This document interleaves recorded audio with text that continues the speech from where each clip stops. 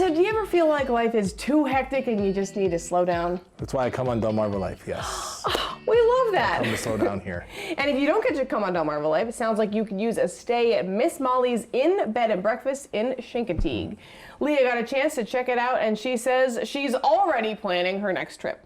Cozy charm, rich history, and the most welcoming staff all come together to make your stay at the 5-guest-room Victorian Miss Molly's Inn Bed and Breakfast in Chincoteague an enchanting one. As soon as you pull into the parking lot on historic Main Street, Renata and David Murphy and their team will take care of everything. So all you have to do is relax.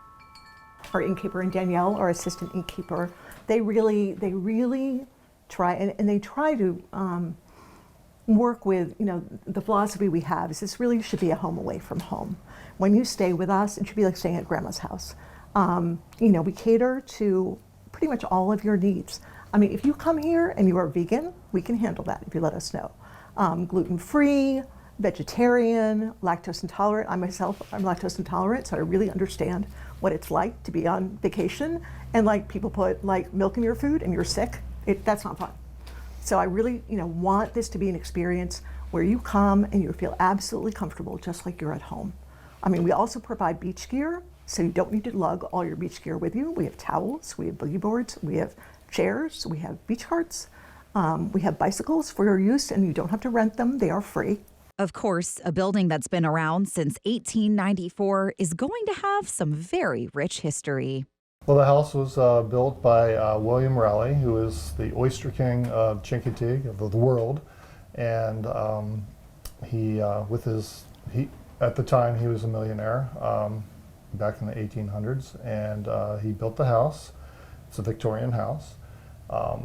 And Miss Molly, who the house is named after, inherited it from him. After Miss Molly's husband passed, her uncle moved in with her, and they turned what is now a bed and breakfast into a boarding house at the time. One of its guests, author Marguerite Henry, stayed at Miss Molly's for a story about the pony swim when Molly introduced her to some folks she would never forget at the Beebe Ranch. At that point, she met Grandpa Beebe, who of course became famous in Misty of Chincoteague, and Grandpa Beebe introduced her to Misty of Chincoteague, who was a domesticated pony, actually. Many people think that Misty was wild, but she was not. And Marguerite Henry just fell in love with Misty. The story of Misty of Chincoteague in its entirety can be found everywhere throughout the inn, from original illustrations to various copies of the book itself. Misty's story draws a lot of guests, many to the very room in which it was written. But if you're looking for a romantic getaway, girls' trip, or just to break up your everyday monotony, Miss Molly's has a room for you. So the house itself has 7 bedrooms. Of the 7 bedrooms, we rent 5 of them on the second floor. And then our third floor, we lease that room as a 2-bedroom suite. We call it our Mazza family suite after our beloved former owners. And so people can come and they can bring their family, or they can use it for girlfriend getaways or say like a bridal shower. And that's a wonderful area because it actually sleeps up to 6 people up there. So that whole area is available for people to come and stay.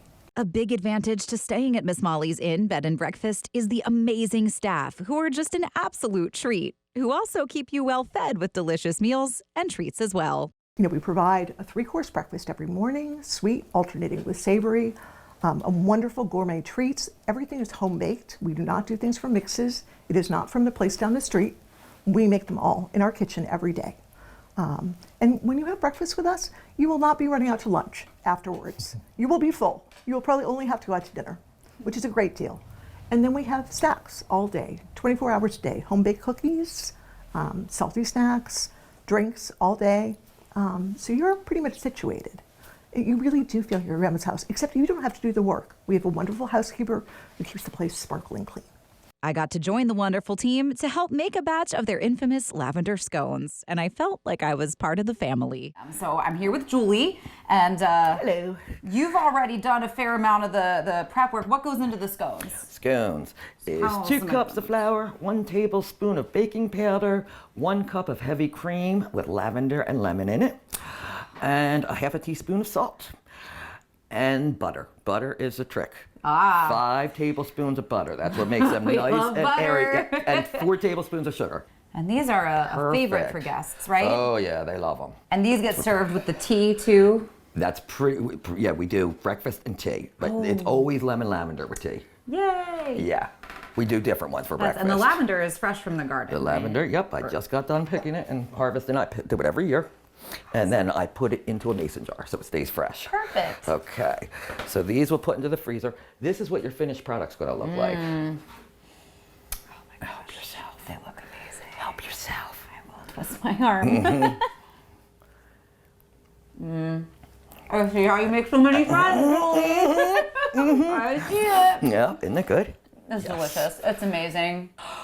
Ooh, I love a scone. I've never had lavender. I'm typically a blueberry kind of gal, but that looks delicious. I just love scones. And there's always that rule in the kitchen. The more butter, the better. That's the way it's got to be, always. That's how it always is on Thanksgiving, too. Exactly. Oh, and by the way, Okay. Miss Molly's is also pet friendly, so you've got some four-legged family members, so you could bring them as well. So it entices me to bring them down. It's going to be awesome. Exactly.